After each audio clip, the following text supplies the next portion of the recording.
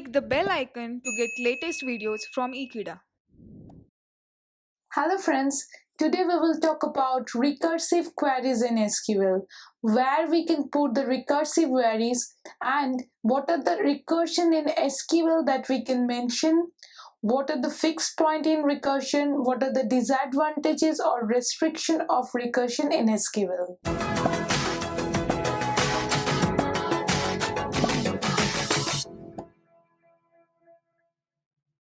Before discussing recursion in SQL, we need to understand what is the need of recursion in SQL. First, let's look at the relation. This relation is telling us that a course ID and its pre-requirement ID. So the course ID gives us the ID of a particular course, and the pre-requirement ID is also a course ID of some course which we need as a pre-requirement of the course ID. Say for instance, if we want to pursue Bio 399, then we must have pursued Bio 101. So in this way, we can consider that every course ID has some pre-requirement ID, which in turn is a course ID. So that is the basic need for recursion in SQL or any other database. So for storing that Bio 399, we have to store the Bio 101. Now for Bio 101, there can be a pre-requirement ID or it can be left null as the first course in that particular department. So in this way, we can actually introduce a course ID or any other attribute and some other attributes which is dependent on the attribute, which can be in turn that particular attribute. So we can solve this problem using a transitive closure. So let us look at what is a transitive closure. A transitive closure is a relation that consists of particular attributes in a relation as well as all the dependent attributes on that relation, which can have either the null value or the value from that particular attribute. Now we can perform all this repeat and loop or while for using the function that a pre-requirement ID can be calculated out of the course ID as a part of the transitive closure. But when you are talking about loop, it does simply mean with iteration. That means we will iteratively calculate the course ID and the pre-requirement ID of that particular course. Now we will define a function to actually calculate the pre-requirement ID and check for if the pre-requirement ID matches with the course ID of that particular department. So now I am looking for the prerequisitive for this CID. So a normal course ID or a single course ID can be prerequisitive for another course ID or a set of course IDs. So now we will find out all the prerequisitives against the CID. So if the CID is consists of more than one prerequisites, we will find this inside this function. Now this table will require and fetch the result that the DID of any prerequisitive is directly and criteria for that particular course. Now this course ID will give us the direct prerequisitive of a particular course inside this table. Now we are creating a temporary table that is CPRE. So look at the condition that is temporary table. The keyword create temporary table creates a table for the use of this particular function, not that it will be stored inside the database. So returning a table means that table will be returned to the database, but temporary table will be used for any of the purpose on this particular function, not be valued or returned to the database. So now I am creating the CPRE temporary table which will have course ID as the argument and which will store all the course IDs as a result. So this table, again a temporary table C new pre. So it will also consider the argument of course ID, which is a varchar of data type.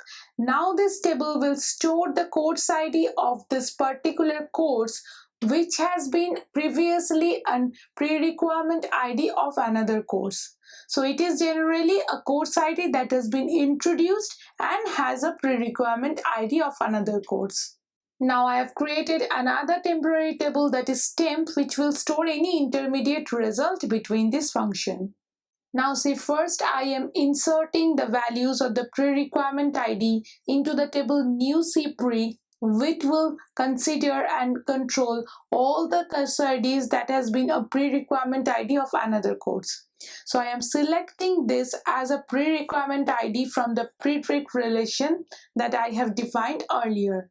Now the CID on the course ID must match together, that is, the course ID has now been a pre-requirement ID to the past one. Now inside the repeat that has been the loop to our function, I am putting the cpre values from the course ID of the new cpre. That means the already mentioned course ID, if it has been a pre-requirement ID that I have stored from this one, now can be put to the cpre, that is the requirement ID of this particular course.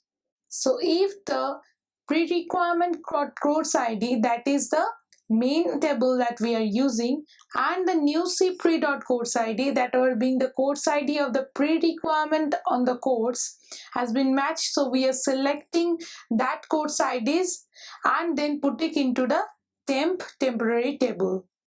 See, I am subtracting this course ID from cpre from the course ID from say new pre. That means if it has been already introduced to a course ID's pre-requirement, then I am just omitting or avoiding that particular course ID as it had been considered always as a pre-requirement ID. As now our temp is considered to be the actual final table that has been considered with only the pre-requirement IDs that has been a pre-requirement to one or more than one course.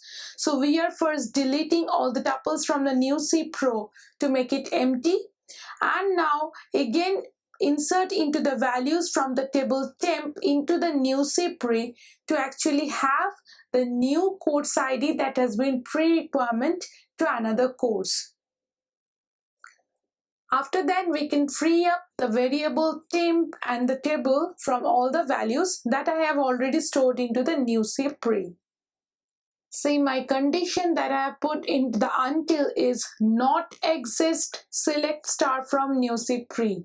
So until and unless there is no more IDs or course IDs belonging to new cpre, I will repeat the statement that delete every tuple from new cpre, insert the tuple from the temp table to the actual new cpre. Now I have returned the original table, that is cpre, to the result that will consider the course IDs that has some prerequisite requirement to the course. Now we'll end our function to actually fetch this. Now we have to look for the key areas that I have used a loop here. I have also used the except statement, that is the set difference operator, and also the not exist statement that will check for that if there is no more values in the particular new cpre relation or not. Now we will talk about the disadvantages of using this particular representation of the data. Now when we are talking about this type of closure, then we have to calculate each time the new cpre and again delete it, then insert it back from the temporary table. That's quite a lot of tasks to be done. Now when we are talking about iteration, it's all about performing the same task again and again. Now here I am deleting all the values from a table, inserting it back into the tables upon some conditions or some functions. So this becomes extremely large and quite a time taking to perform this type of iteration. Now other than using this type of closure, we can introduce the task of recursion. Recursion means in any other like programming language here also that we will do a task Now we are doing a task so that we are finding first the prerequisites of a course. Now I will find the prerequisites of a course that has been always a prerequisite to another course. Now to find this, if I put this iteration walk, then it will first add the new course, then a prerequisite to it, then again a prerequisite to the prerequisite course. Now if I use recursion here instead of iteration, I will have some advantages. Firstly, I will not calculate all the iteration, deletion and then insertion back into until and unless I reach a base condition. When I'll reach the base condition, then only I'll perform the deletion and the insertion. Other than we can generally avoid altogether the deletion and bracket insertion, we can just use the recursive way to put it back into the main relation. Now we will see that how to do a recursive query in SQL. Now as we are talking about a recursive query in a function or in an SQL query, we will have two parts to it. One is the base query, another is the recursive query. Base query is the query that the ultimate point or a fixed point to reach by a recursive query. When the recursive query is performed once more and it reaches the base query condition, then it will perform the base query, and from the result of the base query it will perform the last recursion operation. Then at the result of this it will perform the second last. Just in this way, as in a LIFO manner, it will first calculate the last operation, then the second last, and in this way it will move to the first recursive operation. So recursions are always best for simple and shorter number of operations, and it will require a stack to store all the requirement and recursive operations one by one until and unless the base condition or the base query is reaches. So the base query is here known as the fixed point. In a fixed point of SQL query, first it will be executed and the result will be used for the recursion. Now the second point that we need to keep in mind while performing the SQL query, that it should be monotonic. The recursion statements should be always the same, just the number or the condition will be changed. So the statement, if it is a selection statement based on a predicate, it will be same for all the recursion operation. Just the number will increase or it will reach generally the base condition. So in this way we can perform the SQL query on a recursion basis.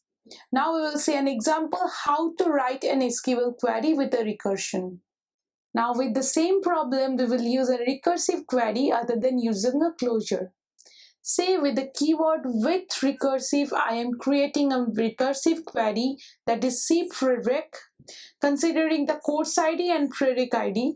As it is a query, we do not need to mention anything, just the relation name along with the attribute names, as we are creating a select statement. So it is more like creating a table as select from a data, but just like a with recursive option with it. Now as we are selecting the course ID and prereq ID from the pre-requirement table that we have defined at first, union joining it with the pre-requirement ID of the prereq table and the course ID of the cprereq table. So the cprereq table is the prereq table that we are using for recursion, and this is the table that we have mentioned earlier. Now, if these two tables course ID matches, then we will select the course ID and the prerequisite ID we will automatically get. So, other than using so much statements in a closure, that first creating a cprereq table, then a new cprereq table for the course IDs having the pre-requirement ID, and at last the prereq table's ID inside a temp variable to store it back to the new prereq table. Now we are only using that selecting this prereq table into the cprereq table if there is matches and have only two of the course ID and prereq ID. Ultimately, we are selecting all the values from the pre-requirement as a part of the recursive queries. Now the things we need to keep in mind while performing the recursive query is we cannot perform any type of aggregation functions inside a recursion. Since we have the mention that the recursive queries must be monotonic, so if we perform an aggregate function again and again, so it will have different values in different parts of the operation. Now that we cannot again perform a not exist function that we have used in the closure in the recursive, because that of the monotony features of the recursive, that if the not exists, select from a particular table, the table will be changed by the next recursion is coming. So it will be checked in another table other than the table that was previously used. So for the use of the except or the set difference operator, say for if the left hand side is using the recursive query or the right hand side, then we can use only the left hand side for the except, not using the right hand side, because the right hand side is the recursive one and it will be again and again changed, so the result will be different from us, that we can use as a table for reference. So these are the things that we need to keep in mind while performing the SQL queries in recursive way. So the recursive queries has an advantage that it will take a less sorted time, but the disadvantage is it will take a lot more of memory rather than a normal closure function. So that is all for recursive queries in SQL. Thank you for watching this video. Stay tuned with Ikira and subscribe to Ikira.